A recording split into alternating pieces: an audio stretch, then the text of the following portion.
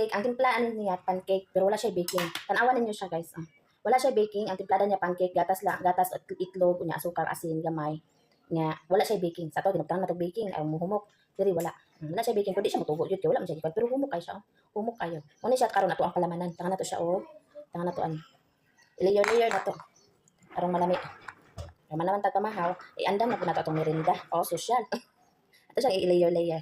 Ikaduha na itong layer, kanin ko an. Cheese. Tangan nato siya cheese. Itahid lang nato. Pero dili sa unsang klaseng cheese, pwede po itong cheese nga. Pwede na itong cheese nga katong kuan na gud na siya sa baso. Pwede po itong Eden cheese. Bisa kung sang cheese, basta kay kuan. Malanay, medyo lanay man na siya kay init po basta init pa nga na atong ibutang. So medyo malanay na siya. So mas nindot po ibutang katong na siya sa baso katong kuan jud gani nga cheese. Kay aron lami kay tan-awon sa ato ang gihimo nga pancake. Ya, amon butangan na po nato isa ka layer taklapan. Ato na po siya ang butangan ani. I-toppings nato. Toppings nato ni pang choco. Pwede Nutella o unsay klaseng mga kuan inyong gusto.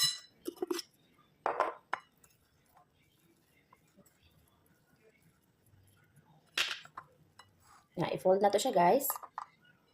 Ato siyang sliceon. Sliceon na to siya.